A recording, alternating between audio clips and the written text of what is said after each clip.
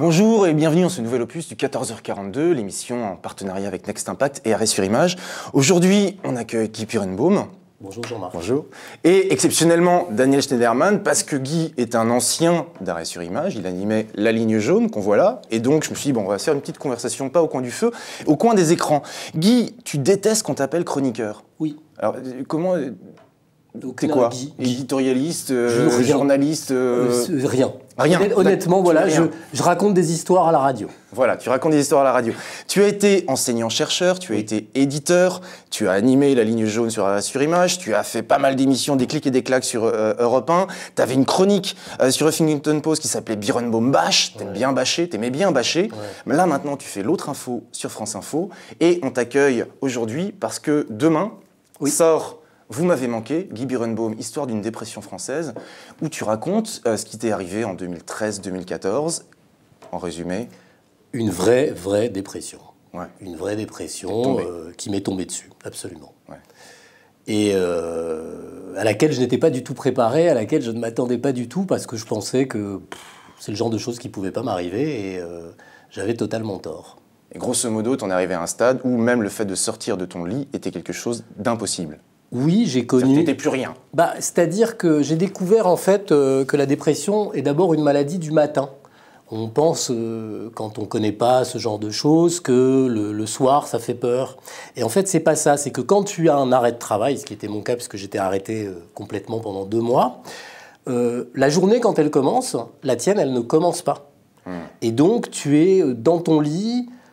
Il faut te mettre un immense coup de pied pour réussir à en sortir. Et même ce coup de pied ne suffit pas, puisque finalement, soit la maladie, soit les médicaments, soit les deux, le mix des deux, quand tu commences à prendre des médicaments, ça te met dans un tel état que tu as des crises de panique.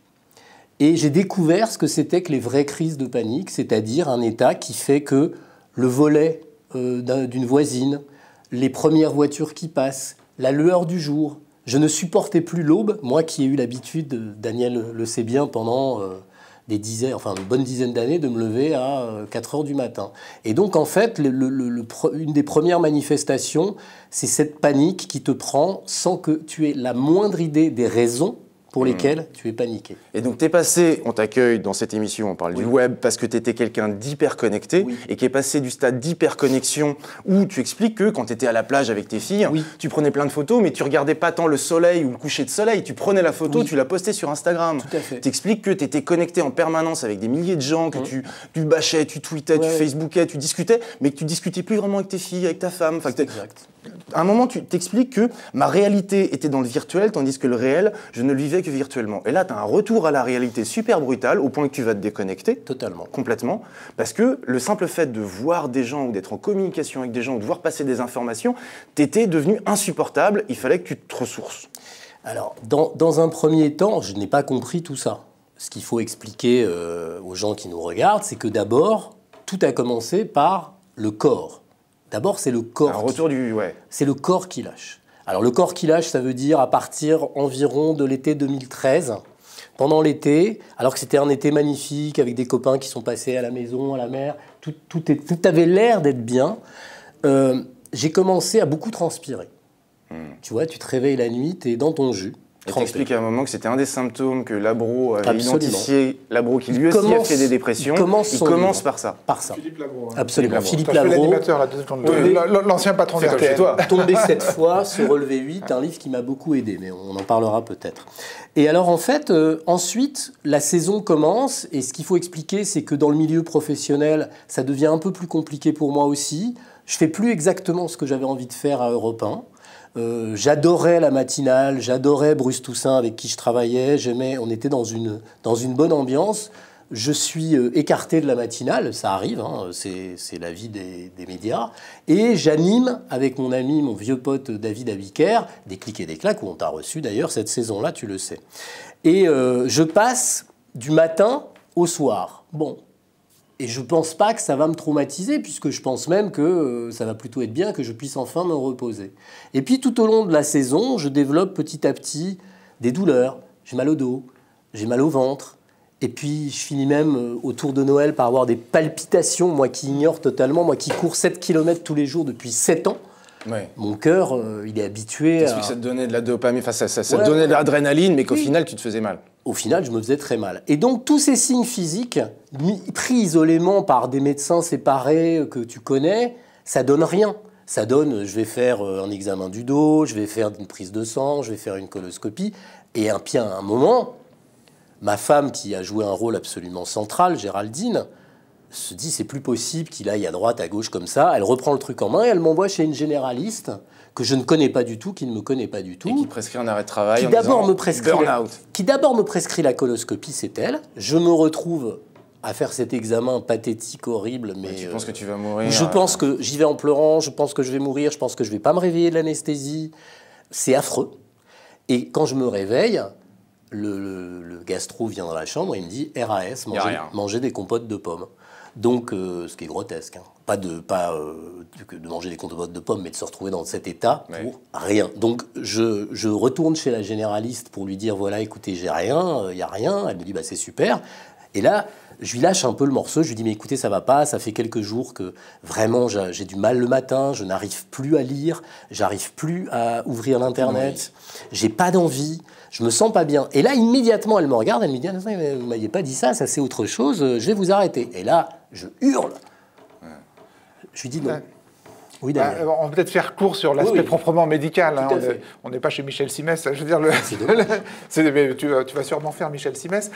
Non, ce qui est intéressant, bah, évidemment, moi j'ai lu le livre. Alors, je savais que tu avais fait, puisque tu as fait ta dépression après être parti de... 2 ans après. Après être parti de l'île. C'est pas lié. Donc ouf.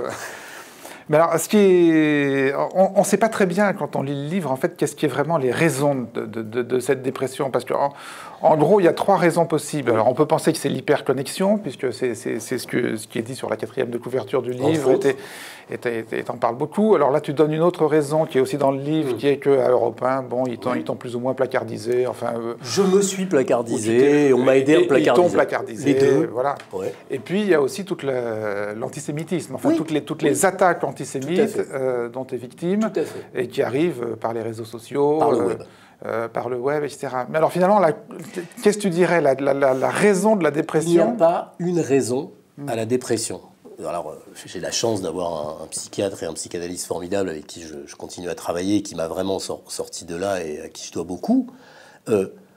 Quand je suis arrivé dans son cabinet, moi je lui ai dit... J'ai un burn-out, puisqu'on m'avait dit burn-out, c'est le mot à la mode dans les magazines, on dit burn-out. Et en fait, c'est le syndrome d'épuisement où, à cause de trop de sollicitations numériques, à cause de trop de travail, tu t'effondres tout d'un coup. Sauf que, au bout d'un quart d'heure de discussion avec ce thérapeute à qui j'explique ce qu'on m'a dit, j'ai un burn-out, donc tu vois, tu expliques ce que tu as, tu dis je peux plus me connecter, je peux plus faire ci, je peux plus faire ça. Il se trouve qu'un petit détail qui n'a strictement rien à voir avec ni l'Internet, ni mon travail. Il te pose la question, et votre vie familiale. Et voilà, et votre vie familiale. Je lui dis, ça va très bien, ma femme, mes enfants. Et soudainement, je le regarde, et puis je lui dis, oui, et puis cet été, le fameux été 2013, mon père a rencontré une amie.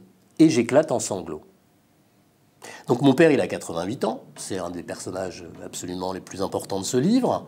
Et ma maman est morte en 2009. Et bon, c'est des gens qui ont vécu ensemble pendant 60 ans. Et bon, cet été-là, il ne m'est pas apparu que c'était grave. J'ai rien dit, j'ai vu mon père avec une femme, c'était pas grave, c'était plutôt bien. Et en fait, il se peut, pour répondre à ta question, que cette toute petite goutte d'eau familiale et très intime et très personnelle ait été finalement le déclencheur de tout le reste. Et que la saturation liée au web, liée à un travail qui te plaît pas trop, liée à une activité professionnelle au-delà d'Europe 1. Je veux dire, j'étais pas content de ce que je faisais. Il faut dire quand même que j'ai... Tu te racontes, tu définis, au moment où tu tombes, il y a un papier dans les Inrocks qui dit que tu fais partie des nouveaux éditocrates, que t'es comme tous ces gens qui ont un avis sur tout, tout le temps. Et toi, tu dis pour la première fois, je ne réponds pas parce que ce qu'il raconte, c'est vrai. Et c'est même pire que ça. J'ai un avis sur tout, tout le temps. C'est mon métier de faire ça. Je suis un professionnel de l'instantanéité, du vent. Et ça, t'en as marre. Bah oui. J'ai pendant des années, Daniel le sait bien, d'ailleurs tout ça c'est de la faute de Daniel, puisque c'est Daniel qui en 2006 m'a dit « Guy, en 2005, Guy, tu dois bloguer ». Donc le grand responsable, c'est lui. C'est vrai. Bien sûr. C'est Daniel qui m'a dit « T'as le style pour ça », il m'a pris, il m'a dit « Vas-y ». Bon, et donc j'ai démarré à ce moment-là. Je plaisante, bien sûr, c'est certainement pas la faute de Daniel. C'est moi qui te l'ai dit. C'est toi qui m'as incité à aller sur Internet alors que j'y étais pas du tout. Mais il est vrai, si tu veux, que j'ai développé un fonctionnement professionnel d'une brutalité et d'une inutilité totale. Et que finalement, quand je suis reparti grâce au travail fait avec le psychiatre, psychanalyste, vers mon passé, et que je me suis retrempé dans ce pourquoi j'ai été formé, je veux dire, je suis un universitaire, j'ai fait de la recherche, je me suis tapé une thèse de 700-800 pages, et me voilà transformé en machine à bâcher en 140 signes. T'es pas seulement un universitaire, t'es un castagneur. Oui. T'adores ça. J'ai adoré ça. À la fin de ton bouquin, tu dis qu'en 10 ans, je suis passé de la thèse de doctorat au livre, du document d'actualité au blog, puis au fait de bâcher en 140 signes sur Twitter. Les facilités du web m'ont détourné de l'essentiel. Je suis devenu expert en instantanéité, c'est-à-dire en rien, spécialiste du vent. J'ai abandonné le fond pour la forme. J'ai arrêté de réfléchir pour écrire en temps réel. Mais Daniel, tu as tout à fait raison. Je suis un castagneur. Sauf que je ne savais pas pourquoi j'étais un castagneur. Je me suis toujours interdit de me poser la question « Pourquoi tu donnes ces coups tout le temps ?» Et que le travail entrepris depuis 1 an quasiment, jour pour jour, puisque mon premier rendez-vous chez le docteur, c'était le 28 mars, donc tu vois qu'on n'est pas très loin, tout le travail entrepris a consisté à comprendre d'où venait ce goût de la castagne, d'où venait cette agressivité permanente. Et t'as compris ? Oui, d'où venait cette violence. On comprend. Enfin, on comprend. Pour dire, c'est un vrai. Pour moi, le livre, je l'ai vu comme un polar, parce que quand on découvre, quand tu expliques le passé de résistant de ton père, comment ta mère a été sauvée parce que la gardienne d'immeuble a dénoncé son propre fils, qui était un collabo, parce que son fils collabo, qui avait déserté le front, la LVF, la Ligue des volontaires français, qui avait déserté le front russe pour revenir à Paris, a menacé de dénoncer les juifs que sa mère cachait. Donc la mère a préféré dénoncer son fils pour qu'il aille faire de la prison, ce qui a sauvé ta mère. Ton père, plusieurs fois, aurait dû ou pu mourir parce qu'il était résistant au sein du groupe de l'Affiche Rouge. Enfin, c'est un passé proche de l'Affiche Rouge. Proche de l'Affiche Rouge. Il y a plein de choses qui fait qu'effectivement, ta naissance, c'est plus qu'un coup de bol. Et ça donne aussi une image. On comprend pourquoi cette rage de vivre. Alors en fait, c'est exactement ça, Jean-Marc. Je te remercie de l'avoir si bien résumé à ma place. Je ne vais pas dire tout non plus, parce que pour que les gens puissent découvrir le polar. Mais c'est cette rage, cette colère, cette castagne, profondément, je crois qu'elle vient de là, mais que je l'avais évincée de ma vie. Totalement. C'est-à-dire que, faut expliquer, au cœur du livre, il y a des carnets qui ont été écrits par mes parents, qui existent depuis le moment où la fondation Spielberg est venue, notamment en France, pour recueillir les témoignages des gens qui ont survécu à l'Holocauste. Donc ce témoignage, une fois qu'ils ont été filmés, donc j'ai les cassettes depuis 20-25 ans, j'ai les textes qu'ils ont écrits, j'ai toujours refusé de me confronter à ça. Je ne voulais pas regarder en face mon histoire, celle de ma famille, ça me gênait. Je n'avais pas envie. Je ne voulais pas être ramené à cette identité-là par une espèce de... C'est au cœur des débats ces jours-ci. On est des vrais laïcs chez les Birenbaum. Je veux dire, moi, j'ai pas fait... C'était quoi? C'était pour protéger ta vie privée ou c'était parce que c'était tes racines juives et ce qui s'est passé pendant la résistance? J'étais pas mûr. Je ne sais pas dire encore. J'ai pas assez travaillé peut-être pour dire pourquoi je ne voulais pas... C'est une histoire qui est exceptionnelle. C'est une histoire qui est effectivement exceptionnelle, mais qui est très lourde. Quand tu porte le nom de résistance de ton père, comme c'est mon cas, je m'appelle Guy parce qu'il s'appelait Guy, il y a quand même un moment... C'était son surnom de résistant. C'était son surnom. C'est pas son vrai nom. Non, ça t'atteint à un moment forcément. Et là, on comprend que t'avais mal au dos, quoi. Voilà, on comprend que j'ai un peu mal partout. Et donc, toujours pour te répondre, Daniel, cette rage, je pense qu'elle vient de là. Elle vient de ce refus, et en fait, ce refus qui cache, c'est en tout cas le sens du boulot, du travail que j'ai fait, une peur viscérale. Une peur viscérale au creux de l'estomac, la peur du petit garçon qui a été élevé par une maman et une grand-mère, qui est présente, ma grand-mère maternelle très importante en 2e de couverture, qui ont été cachés, effectivement, dans une soupente de 6 mètres carrés pendant 2 ans, en plein Paris, 209 rue Saint-Maur, grâce à... Et tu n'étais jamais allé... Je ne suis... Tu n'es toujours pas allé voir l'immeuble? Je vais y aller. Moi, je l'ai regardé sur Google Street View hier. Et c'est vrai que moi, j'ai toujours connu Guy Castagneur. Je veux dire, avant Internet, j'ai connu Guy éditeur Castagneur, éditant des livres de Castagne. Il m'a même édité le livre le Cauchemar médiatique, le livre qui a provoqué mon licenciement du Monde. En te faisant rajouter. Et en me faisant rajouter, parce qu'il ne le trouvait pas assez castagneur, le bouquin. Donc c'est à cause de lui que tu as été viré du Monde. En quelque sorte. C'est à lui c'est lui le responsable de mon licenciement du Monde. Et moi, ce qui me frappait beaucoup quand tu faisais l'émission Ligne Jaune, c'est qu'à peine l'émission était terminée, il se précipitait dans le forum pour aller castagner tous ceux qui le castagnaient comme animateur. Tout à fait. Je veux dire, dès qu'un type arrivait dans le forum pour faire la moindre critique sur l'émission, t'avais mon Guy qui était derrière, et comment, mais pas du tout, mais non, mais fais gaffe à ce que tu dis, et t'as ta gueule à la récré, quoi. Je commence à comprendre maintenant pourquoi, quand tu m'as contacté pour que je fasse une émission avec toi, tu voulais que je sois un castagneur qui pose des questions qui fâchent. Et je t'ai dit, mais non, c'est pas moi, je pose pas des questions comme ça, je suis pas un méchant. J'étais en deuil. T'étais en deuil de vie. Ça doit être pour ça. Mais ça vient pas. Et je trouvais ça déraisonnable. Ben voilà. Et je trouvais ça totalement déraisonnable parce que. Et le fait est que aujourd'hui, l'émission que tu fais sur France Info, la chronique que tu fais, l'histoire que tu racontes tous les matins, l'autre info, le nombre de fois où tu as parlé de SDF, de chômeurs, de simples gens, maintenant c'est pétri d'humanité, ce qui n'était pas autant. C'était pas ce que tu faisais avant. Pas du tout. T'as complètement, t'as un peu viré ta cutie, quoi. C'est pas que j'ai viré ma cutie, c'est que ma cutie m'a viré. Ouais. C'est très différent. Si tu veux, ça m'a attrapé par l'estomac.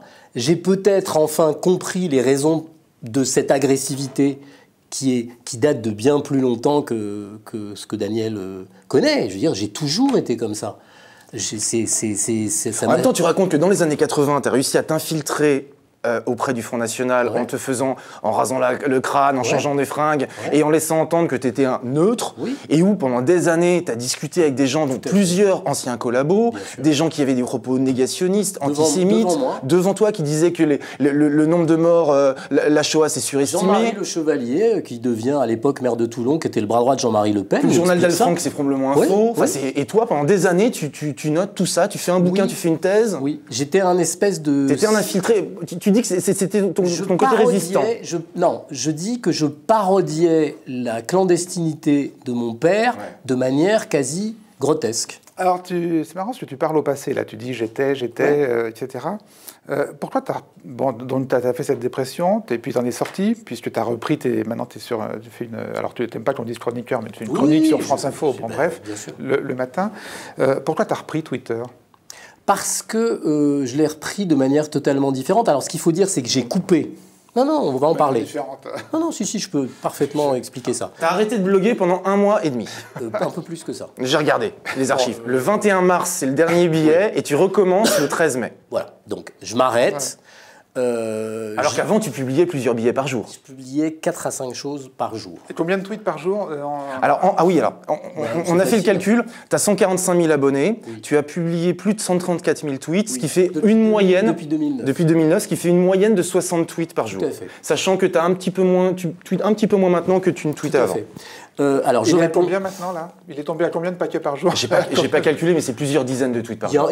Ça peut être plusieurs dizaines, ou ça peut être 3 ou 4 pendant le week-end, par exemple. Ou 5 ou 10. Plusieurs dizaines par jour. Ça peut être plusieurs dizaines par jour. Là, par exemple, j'ai vu, là, tu as tweeté que tu étais en train d'arriver dans les locaux d'arrêt sur image. Oui, parce que mais ça sert à quoi, Guy ? Ça sert à quoi ? Ça me fait pas de mal. Mais ça sert à quoi ? Demandons ça aux millions de gens qui sont sur Twitter. Ça sert à quoi d'être là en train de dire à ton public, attention, j'arrive à arrêt sur image ? C'est une très bonne question, mais je ne sais pas répondre. Il y a, au bout de notre main, parce que c'est souvent sur le téléphone portable, une prothèse que nous nous sommes imposée. Non, dis je. Mais nous, on est un certain nombre dans cet entourage. Pas toi. Non, mais Jean-Marc ne tweete pas, j'arrive à arrêt sur image. Moi, j'ai pas de compte Twitter, si tu veux. Je tweete pas, j'arrive à arrêt sur image. Mais je crois pas. Moi, j'ai tweeté l'émission. Oui. Une fois qu'elle sera faite. Oui, mais ça a du sens. Mais ça a du sens de dire à tous les gens qui me réclament de revenir à arrêt sur image sur la ligne jaune dans les forums ou sur Twitter. Depuis que je suis parti, les gens me disent pourquoi t'es parti. Plein de gens me disent ça. Tu racontes à un moment que c'est sympa de dire tweets, je reviens à c'est de la promo en fait. C'est de la promo pour. Non, c'est de la vie publique. C'est pas de la promo. Vie sociale. Non, honnêtement, parce que le tweet, je ne sais pas si on peut le voir en direct. Dans quelques minutes, retour dans les locaux d'arrêt sur image. Souvenir. C'est pas de la promo, c'est une sincère émotion d'être avec vous. Et cette émotion, Et en dessous, donc un internaute, un tweetos te répond, Ouais. je conserve un souvenir. Attends. Je conserve un souvenir ému de tes excellentes lignes jaunes. Est-ce que tout ça, c'est pour ça? Est-ce que tout ça, c'est pour ça? C'est-à-dire, est-ce que Ça, c'est pour, l'humanité. est-ce que c'est pour récolter de l'amour, en fait? Oui, bien sûr, ça fait partie de la pathologie que je décris dans mon livre, à savoir que très souvent, il m'est arrivé de dire des choses et de faire des choses pour récolter de l'amour. Mais là, en l'occurrence, ça n'était pas le cas. Là, quand je mets souvenir entre 2 fois 3 points de suspension, c'est vraiment parce que j'ai envie de partager avec ces gens l'idée et la vérité que ça me fait plaisir d'être là. Il y a un mot que je trouve, Voilà. il y a un mot que j'ai pas vu dans ton livre et Oui. pourtant j'y ai pensé énormément, c'est attention whore. Je sais pas si tu connais cette expression. Si. Les putes de l'attention. Donc c'est une expression qui est apparue au moment de l'explosion des réseaux sociaux, où tout un chacun pouvait devenir une célébrité et où il y en a un certain nombre qui effectivement étaient prêts à tout pour réclamer un petit peu d'attention. T'es une Oui. pute de l'attention. J'ai été une pute de l'attention, mais j'aime pas cette expression. C'est pas joli. Pute. Mais je le dis, mais je c'est pense ton que- idée, enfin, Oui, le je fait pense de que- réclamer de l'amour en fait, réclamer de l'attention, de Oui, mais la je- reconnaissance. Je pense que je le dis de façon un peu plus travaillée dans le bouquin, c'est-à-dire que j'ai un énorme besoin de reconnaissance, à la base, énorme. Qui n'est pas assouvi. Aujourd'hui, en 2015. Peut-être pas encore. Je ne suis pas capable de répondre à cette question. À un moment, tu dis, mes copains de fac, Manuel Valls, Alain Bauer, Fuchs, Mais là, ils ont tous des postes de pouvoir. c'est le Qu'est-ce moment- que j'ai fait, moi, Ben, pour c'est en le arriver moment là où c'est une scène précise, je suis vraiment au fond du trou, je suis dans la bagnole, je suis en train, c'est un voyage Eux, ils ont le incroyable. pouvoir, et puis toi, t'es au fond Ben, du... Je découvre que... je découvre pas, je me dis simplement, c'est quand même fou, t'étais avec ces mecs-là à la fac, et toi, t'es en dépression nerveuse, assis dans la Fiat 500 jaune de ta femme sur l'autoroute de Normandie, et demain, t'es tout seul chez toi en arrêt de travail, et l'autre, il est Premier ministre. C'est bizarre. Si tu veux, la proximité est bizarre. Mais je continue de répondre parce que je ne veux pas me planquer sur cette affaire de attention war, même si ce n'est pas mon vocabulaire. Je pense effectivement que j'ai fait beaucoup de choses sur le web pour avoir de la reconnaissance, de l'amour, je dis des vivas, des likes, que parfois il m'est même arrivé de tirer par des ressorts un peu gnangnan, tu vois, de faire pleurer dans les chaumières. Quand je suis parti, par exemple, de la ligne jaune, j'ai écrit une lettre un peu gnagnante et un peu dépressive déjà, qui est facile à retrouver dans les forums, où j'avais envie d'être plein. Et je décris très précisément la phase la plus difficile de ma dépression, où j'ai envie, finalement, qu'on me voit malade. Et c'est ce que raconte le psychiatre, c'est Le que psychiatre, le psychiatre t'explique que absolument. si jamais t'as si mal au dos, ton corps est si mal, et si jamais Oui. ton visage est complètement défait, Oui. c'est pour faire comprendre à tout le monde Oui. que t'es très malade et que tu vas pas bien. Oui, Mais c'est- absolument. Et qu'en fait, c'est plus un symptôme que C'est la ça. cause Mais de tes ce douleurs. livre, c'est encore un acte de narcissisme profond. C'est tout le contraire. Non, alors je suis pas Je vais d'accord. l'expliquer. C'est tout le contraire. Je vais l'expliquer si tu me Bah, laisses. vas-y. Ah, Il ouais, explique, c'est pour sauver la vie d'autres personnes. Si jamais il y a une personne dont je peux sauver la vie grâce à ça, ouais. eh ben, Si tu j'aurais me fait le laisses job. 50 Ah, secondes, j'explique. Quand j'allais vraiment très mal, donc il y a cette scène que je décrivais tout à l'heure où ma femme lit le bouquin de Labro et je dis je veux pas le lire, ça m'intéresse pas, je fais le malin comme toujours. Et puis dès qu'elle se barre, je lis le livre. Et bon, je découvre quand même que, comme tu le rappelais tout à l'heure, il est au sommet du pouvoir à ce moment-là, il s'effondre totalement, puis ça va durer 2 ans, et il fait une description clinique et très intéressante de sa maladie que j'ingère en 1h30, 2 heures. Je m'écroule complètement, tel qu'il le décrit. Et là, c'est terrible. C'est vraiment ce dont on parlait au début, tu peux pas te lever, enfin bon, je veux pas faire pleurer pour le coup, je veux pas faire pleurer dans les chaumières, mais c'est vraiment c'est pas bien, surtout quand tu as 3 enfants, c'est pas terrible, quoi.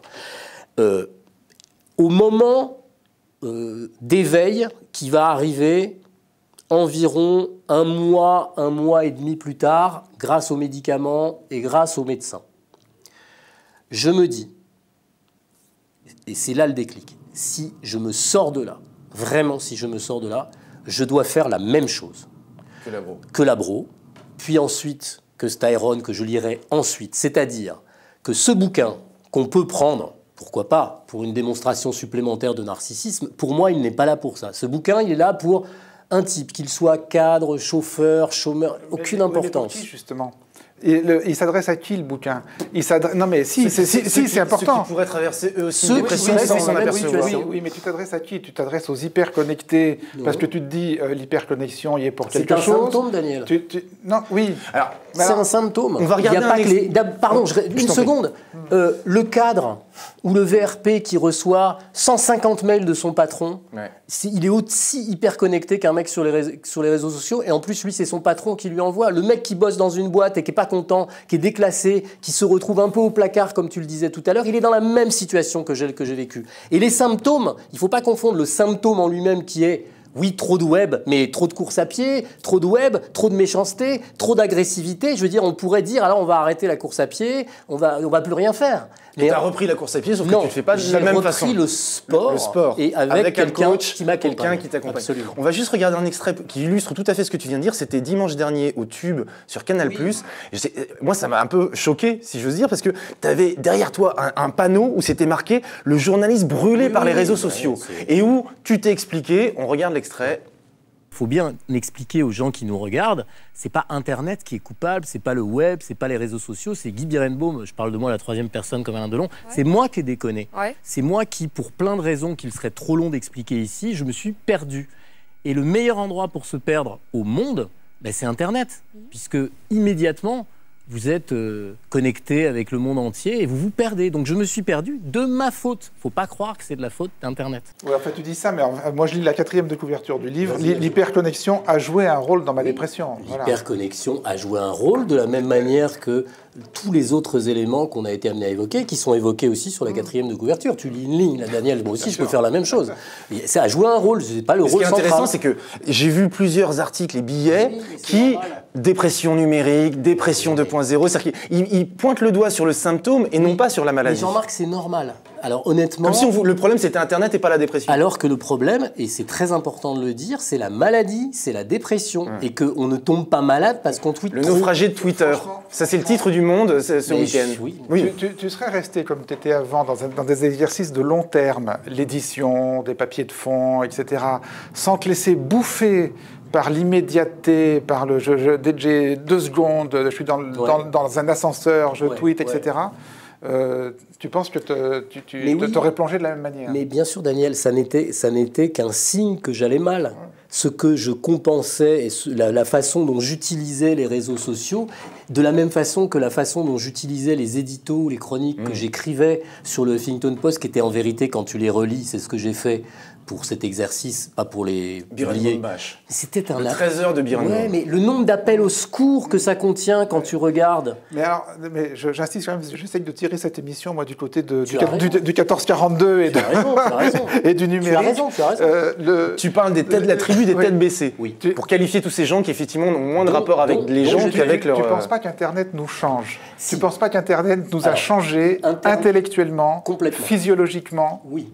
Je suis d'accord avec toi, même si je n'ai pas les diplômes et les qualités nécessaires, scientifiques notamment, mais c'est des discussions que j'ai en ce moment avec le psychiatre avec qui je travaille, et je me dis qu'il faudrait qu'on arrive même à faire quelque chose ensemble. Lui, de son strict point de vue d'analyste totalement déconnecté, puisqu'il envoie, je le dis dans le livre, il écrit les articles à la main, voilà. À sa secrétaire. Donc, il ne connaît rien au web, mais nos discussions entre moi qui connais assez bien et ce que, quand moi je lui explique une pathologie, une névrose classique des gens sur Internet, lui, il met ça en musique. Mais Internet t'a changé comment, toi, si tu devais dire? Alors, d'abord, je pense que le danger, il est pour notre génération et pas pour les digital natives, parce que nous, on a connu avant. Et je pense que c'est très important. Comme, par exemple, moi, j'ai fait une thèse, comme toi, tu as fait des études et tu as écrit des papiers sans avoir lu... Je vais aller jusqu'à la thèse. Non, mais c'est pas grave, mais c'est pareil. Je t'en veux pas. Tu n'as pas eu l'usage du web, tu n'as pas eu la facilité du web pour tes recherches. Moi, j'ai connu le temps où il fallait aller à Sainte-Geneviève, en bibliothèque. La recherche, le strict moment où tu cherches quelque chose a été totalement modifié. Et de ce point de vue-là, la facilité du clic a évidemment changé notre façon de chercher. Donc ça, c'est la première chose. Après, j'insiste sur le mot que tu as utilisé, qui est pour moi fondamental, mais qui ne renvoie pas qu'à Internet. Instantanéité. L'instantanéité, ça c'est une catastrophe. L'information en continu, c'est drôle pour quelqu'un qui travaille sur France Info, ça c'est une catastrophe. Parce que je pense que mon cerveau, je parle pour moi, mais je pense ne pas parler que pour moi, n'est pas prêt à toutes ces informations, à tous ces démentis de l'information, à toutes ces informations qui démentent le démenti, etc. Je pense qu'on n'est pas fait pour ça. Tous ces commentaires de gens, quoi. Et on n'est pas fait pour ça parce qu'on a l'âge qu'on a ou... parce qu'on a été, nous, formatés probablement différemment que les digital natives qui, eux, sont quand même plus dans un espèce de temps réel dont je vois bien qu'ils les gênent. Moi, je vois les mômes, même si elles ne sont pas beaucoup sur Internet, mes filles, mais moi, au bout du compte, ça s'est mis à me traumatiser. Il y a moins de pression. Non, mais il y a un jeune sur le plateau, on peut peut-être lui demander. Moi, quand je suis arrivé à OVNI et où j'étais le papy, parce que j'avais une trentaine d'années et qu'eux, il y avait une vingtaine d'années, j'ai été bluffé par la capacité des journalistes avec qui je travaillais, qui avaient une vingtaine d'années, à être multitâche. Oui. Ils étaient beaucoup plus multitâches que moi, alors que moi j'étais déjà multitâche et parce que je faisais mes devoirs en écoutant la radio, en écoutant la télé. Enfin, il fallait toujours que je sois multitâche. Mais eux, c'est l'ubiquité. C'est pas la même chose d'être multitâche et ubiquitaire. Donc leur cerveau a été formé à une époque différente et nous, je pense qu'on reste quand même des vieux crocodiles qui, à un moment où il y a des cases qui sont restées comme elles étaient et que notamment ce que j'ai de plus en plus mal supporté, c'est la violence. C'est la vitesse du web, de plus en plus. J'ai de plus en plus de mal à gérer le flux. Mais tu cherchais tout oui, ça. Oui, tu allais chercher tout ça. Mais ça, c'est la maladie, Daniel. Dans le mur, tête baissée. Mais c'est ça la maladie. C'est bien pour ça que je te dis que ce n'est... Puisque tu dis toi-même que je cherchais ça, j'ai foncé tête baissée parce que j'étais malade. Et le meilleur endroit, comme je le dis dans cet extrait, pour récolter des coups et pour se perdre, c'est Internet. Il n'y a pas mieux. Tu expliques dans ton bouquin que depuis 2007, je me suis reconstruit grâce au web, sur le web. J'ai cru à un Internet vecteur du meilleur et qu'en 2013-2014, avec la montée de l'antisémitisme, du racisme, cet espoir fou que tu avais, s'est transformé en dépression. Et d'ailleurs, le prologue de ton bouquin s'appelle une dépression française, parce que tu dis que ce qui se passe sur le web, c'est le symptôme d'une dépression, mais qu'on vit en France. C'est pas seulement sur le web, c'est en France. Le pays va mal. Alors il y a deux choses. Ça s'appelle une dépression française pour deux raisons. Pour ce que tu indiques, parce que je pense que je suis pas le seul à être dans cette situation, et il suffit de regarder les échanges dans les forums d'arrêt sur image ou dans n'importe quel forum ou sur les réseaux sociaux pour voir que les gens vont pas bien. Et il suffit là aussi que je discute avec mon thérapeute pour qu'il me confirme que les gens vont pas bien, Internet ou pas. Mais qu'en tout cas... Je parle aussi de la montée du Front National, les politiques... Bien sûr, tu as raison. Mais Internet, c'est le poumon de ça. Parce que tu penses que les forums, c'est les gens. Ce sont des gens. Non, tu as dit les gens vont pas bien. Les gens qui sont sur Internet. Ah oui, mais c'est pas pareil. Non, mais si tu veux, c'est toute la question. Enfin, tu peux pas faire comme si... Est-ce qu'on se dit, tout ce monde virtuel qui est composé de tes tweetos, les gens qui te répondent, etc. C'est des gens. Si, non. Non, la perception qu'on en a, elle est virtuelle. Je veux dire, les tweetos qui t'engueulent ou qui te balancent des saloperies antisémites, tu les connais pas, tu les verras jamais. Ah si, il y en a que je connais puisque je les ai convoqués au tribunal et qu'ils existent vraiment. Alors, ceux que tu as convoqués, tu les connais, les autres, tu les connais pas. Ah, mais bien sûr. Avant, tu disais que tu portais pas plainte. Jamais. Maintenant, tu portes plainte. Et le pacte avec ces gens-là, c'est que tu ne les connais pas. Tu les verras jamais. En vrai. En vrai, ce que tu dis n'est pas tout à fait vrai. Sur Internet, personne ne sait que vous êtes un chien. Que vous êtes un chien. Mais c'est faux, Mais c'est fini. Mais par exemple, lorsque tu as organisé des pique-niques d'arrêt sur image, nous avons bien vu que nos abonnés, je dis non, ils existent. Pardon. Il m'est arrivé, je le raconte dans ce livre, quand je bloguais en 2006 à l'époque, de vouloir rencontrer ces gens qui passaient des nuits connectés. Et je les ai rencontrés. C'était souvent des chômeurs, des gens RSA qui passaient 15 heures par jour sur le web. Une étude espagnole que je cite, qui est très intéressante et qui, pour le coup, a montré que le taux de tweetos et le taux de tweets est plus important dans les pays où le chômage est plus fort. Il y a bien un rapport avec la réalité, Daniel. Il faut arrêter. Moi aussi, j'en ai rencontré plein, si tu veux. Et tu rencontres des gens qui, sur Internet, sur les forums, flamboient, panache au vent, t'expliquent, te refont le monde, etc. Et tu te trouves face à eux. Et je dis pas toujours, hein, mais souvent, tu te trouves face à des petits messieurs ou des petites dames, tout timides, qui s'excusent presque. Voilà, je veux dire... ils existent, mais la personnalité virtuelle que tu te forges quand tu es sur Internet, et que tu n'es que sur Internet, si tu veux... Mais c'est la différence avec nous. Nous sommes malheureusement des personnalités publiques, en tout cas en ce qui me concerne. Et donc, à partir de ce moment-là, si tu veux... Moi, j'étais le même. Je dis j'étais parce que les choses ont un peu changé et je fais attention à ce que les choses soient un peu différentes. Moi, je suis Guy Birenbaum. Gaston Trougnard, 12, qui m'interpelle. Je ne sais pas qui c'est, tu as parfaitement raison. Mais il ne faut pas imaginer, je suis plutôt quand même assez d'accord avec Jean-Marc sur cet aspect des choses, que ces gens n'existent pas et que c'est que virtuel. Moi, il m'est arrivé justement de faire ces belles rencontres aussi parce que c'est pas... il y a aussi des très belles rencontres. Il y a des très... Il faut le dire. C'est pas que la merde, mais la merde est remontée par là parce que c'est le poumon. C'est un poumon. Il y a aussi des très belles rencontres. Mais si tu veux, moi, la façon que j'ai trouvé personnellement de me protéger de ça, si tu veux, c'est de postuler que ce monde est virtuel. De postuler que ce monde est virtuel. Peut-être. Oui, avec évidemment des exceptions. Avec des exceptions qui sont des gens que je vais rencontrer en vrai, avec qui il peut se nouer des vraies relations, et des belles relations ou pas, etc. Mais si, je veux dire, non, mais c'est peut-être la manière que j'ai trouvé moi de ne pas plonger. Et tu as évité. Tu n'as pas de compte Twitter. Et tu lis beaucoup sur Twitter, mais tu ne t'exprimes pas sur Twitter. Tu as évité. Donc ça, c'est pour une autre raison. Mais tu as évité, à mon avis, bien des déboires que j'ai connus et bien des situations que je répète, et tu as raison de le dire, et je le dis dans ce livre, que j'ai provoquées. C'est bien en ça que c'est pas Internet, mais moi, le coupable. Je répète, la castagne, j'allais la chercher. Et donc cette castagne que j'allais chercher, j'ai compris maintenant pour quelles raisons j'allais la chercher. Et on parle bien d'une maladie, mais la maladie, c'est pas le web. Le web est un des symptômes et un des éléments qui a facilité, si tu veux, la dégringolade, parce que l'accélération, la violence, l'Ukraine, la Syrie, il y a un moment, t'en peux plus, surtout quand, professionnellement, et ça c'est une folie, tu prétends être capable de commenter tous les jours ce qui se passe. C'est ça la folie. On peut généraliser juste un peu. Alors, tu rappelais que c'est moi qui t'avais orienté vers le blog 2005-2006. C'était le début, etc. D'ailleurs, Arrêt sur Image, on avait été la première émission sur France 5 à créer un forum parce que je trouvais que l'interactivité, c'était formidable et que c'était nourrissant et que ça nous donnait plein d'idées, etc. Et on se disait, je m'en souviens, ça va changer l'info, quoi. Ça va tout révolutionner, les anciens médias, c'est terminé, les nouveaux médias sont tellement plus riches avec l'interactivité. Bon. Et puis voilà. Et t'es un éditocrate. Europe 1, à un moment. Europe 1, France Info. Donc ça veut dire quoi? Ça veut dire qu'il n'y a pas d'argent sur Internet. Ça veut dire que je dois faire manger ma famille et que si j'avais fait seulement la ligne jaune, j'aurais pas gagné beaucoup d'argent. Tu le sais bien, t'es mieux placé que personne pour le savoir.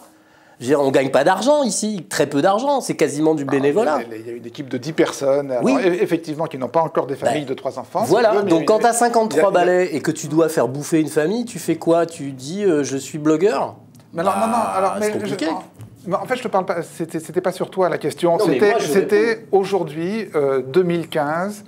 Cette désillusion que tu exprimes, disons que tu as beaucoup cru en 2007 sur le web et que tu es tombé. Non, mais la question, c'est est-ce qu'Internet, à ton sens, a tenu ses promesses en matière de régénération de l'information, on va dire? Voilà. Je ne sais pas si je suis assez compétent pour répondre à ça. Alors, c'était quand même un poste d'observation. Mais c'est pas ça, c'est que je veux dire, c'est bien que... Mais tu vois l'info. Oui, je vois l'info, mais tu sais bien que c'est le meilleur et le pire, tous les jours. Tous les jours, on a le meilleur. Non, je parle pas de ça. Je parle de l'écosystème général. Quand tu vois aujourd'hui la distribution de l'information en France et dans le monde... Si tu parles d'écosystème et d'économie en particulier, force est de constater que ça marche pas très bien, puisque ceux qui en vivent sont assez peu nombreux. C'est le moins qu'on puisse dire, et qu'on a un lumpen, pour le coup, de précaires et d'hyper précaires qui bâtonnent des dépêches AFP sur les sites internet des sites médias, sans débouchés, ou de blogueurs professionnels comme moi j'ai pu l'être, insupportables comme je l'ai été, vindicatif et ayant un avis sur tout. Et comment on peut expliquer, si on peut l'expliquer, que en une dizaine d'années, pas davantage de médias solides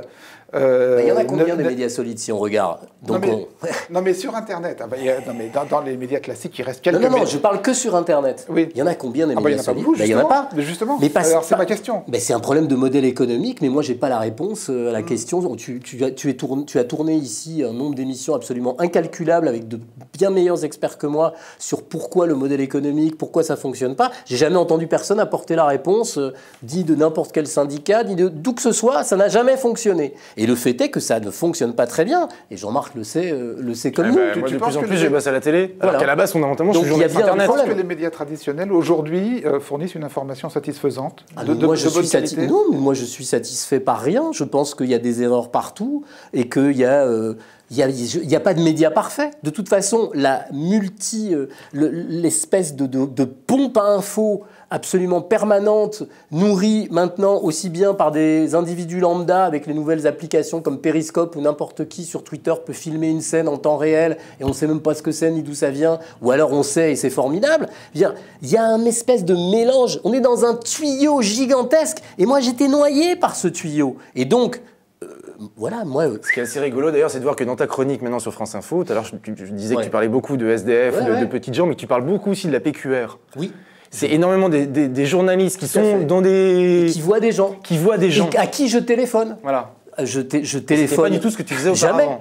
Jamais. À qui je parle, que je rencontre, voilà, juste... C'est un retour de l'humain, en fait. Mais bien sûr, parce que après tant d'années passées dans le tuyau, dans le pipe, je ne peux plus. J'ai été submergé par l'information, submergé par l'instantanéité, submergé par les émotions. En même temps, suscite. Encore aujourd'hui, en signature de tes mails, tu renvoies ton épicerie, c'est le nom de ton blog, Twitter, tu as 2 pages Facebook, tu as ton compte Facebook et ta page Facebook, tu as ton compte Instagram, tu continues à publier sur Twitter, surtout Instagram, sur Facebook. Donc c'est pas une déconnexion, le problème c'est pas de se déconnecter, c'est juste qu'est-ce que tu partages. Attends, Jean-Marc, et sur sa signature de mail, il a tout ce que tu dis. Tout à fait. Et il n'a pas France Info. Non. Alors que c'est ce qui te fait vivre. Mais parce que j'ai un mail professionnel. Ah, d'accord. Bien sûr. D'accord. J'ai un mail perso et un mail professionnel. Mais je peux répondre très facilement là-dessus parce que c'est pas un livre sur la déconnexion, c'est un livre sur la reconnexion. C'est le contraire. C'est-à-dire que l'important, c'est le moment où tu tombes, c'est ensuite d'essayer de se reconnecter et de se reconnecter à la vie. Et moi, je suis reconnecté à la vie. Et tu racontes comment tu t'es reconnecté avec plein d'amis, tu as vu plein de gens, ton livre, tu l'as envoyé à tous les gens que tu cites pour voir s'ils étaient d'accord, et qu'en fait, ça t'a ramené à ce côté humain dont je parlais tout à l'heure. Oui, j'avais perdu toute humanité, mais pas au sens l'humanité... Tu regardais tout à travers les écrans. Oui, je suis pas Nelson Mandela, on se calme. J'avais perdu tout le côté tactile des choses. Voilà, je ne touchais plus les gens. Au sens de les toucher. Tu les photographiais. Je les photographiais, je discutais avec eux à travers un écran. Moi qui ai passé ma vie d'avant Internet à rencontrer des gens. Et j'ai cru qu'Internet allait modifier effectivement durablement les rapports sociaux. Et ça a modifié malheureusement ma façon de fonctionner. Et je suis revenu maintenant à un fonctionnement que j'espère normal, dans la vraie vie, avec les vrais gens que je vais voir, avec qui je déjeune. Je suis ravi de les rencontrer, ce qui ne m'empêche pas de tweeter et de renvoyer sur ma page Facebook. Et puis les signatures dont vous parlez, je les ai juste pas changées, mais je peux les changer demain si j'ai envie. Voilà, je les ai pas changées. C'est marrant que tu racontes tout ça avec juste derrière toi la ligne jaune. Enfin, t'as franchi la ligne jaune, quoi. Oui, mais ça voulait dire que c'est moi qui avais trouvé la ligne jaune. Mais la ligne jaune, c'était, je t'avais dit, parce que c'est la castagne, quoi. Mais voilà, la castagne, il y a un moment, faut arrêter, c'est l'âge. Bah on y est, hein. Juste une dernière question. Oui. C'est pourquoi est-ce que c'était si important pour toi? Pourquoi tu t'en foutais avant de porter plainte? Parce que c'était la castagne et que maintenant tu portes plainte. Parce que Guy Birenbaum, avant, n'acceptait pas son identité. Son identité juive, le fait que ça avait un sens qu'on me traite de juif ou de sale juif, ça me glissait dessus comme sur les plumes d'un canard. Quand t'étais môme, on t'avait jamais traité de sale juif. La première fois qu'on m'a traité de sale juif, c'est ici, de toute façon. Tu racontes que c'est une lettre qu'on t'a envoyée. On m'a envoyée ici, posée sur ma chaise, le brave Dan Israël que je salue, qui m'avait posé ça, ou François qui est en régie, je sais plus. Ah, t'as reçu une lettre. J'ouvre la lettre, gros con de juif Birenbaum, etc. C'est la première fois que je recevais un truc absolument invraisemblable comme ça, quoi. Ouais. Bon, et donc je me suis réconcilié avec cette identité, pour te répondre, Jean-Marc, et à partir du moment où le Birenbaum dont on parle, c'est bien moi, je vais en prendre un ou deux et je vais leur expliquer comment ça se passe, en vrai, dans la vraie vie. Et t'as réussi à faire fermer des comptes Twitter ou Je n'ai pas cherché à faire fermer des comptes. Il y a une plainte qui est en cours chez le procureur à Quimper. J'ai vu que notamment le nationaliste breton antisémite, Boris Lelay, son compte a été suspendu, mais je ne sais pas si c'est lié. Les voies du Seigneur sont impénétrables. Lui, il est toujours et il continue à sévir de façon totalement incroyable parce que, voilà... il est au Japon. Oui, il est planqué au Japon. Et je peux lui lancer un appel. Moi, j'irais bien le chercher au Japon. Je voulais juste vous dire, en tout cas, que ce livre-là, ça se lit comme un polar. C'est pas un livre sur la déconnexion, c'est un livre sur la dépression, mais où on voit comment un internaute super connecté en arrive à se complètement déconnecter. Merci beaucoup, Guy. Merci à toi, Jean-Marc. Merci, Daniel. Merci, Jean-Marc. On se retrouve dans 15 jours. Bye bye.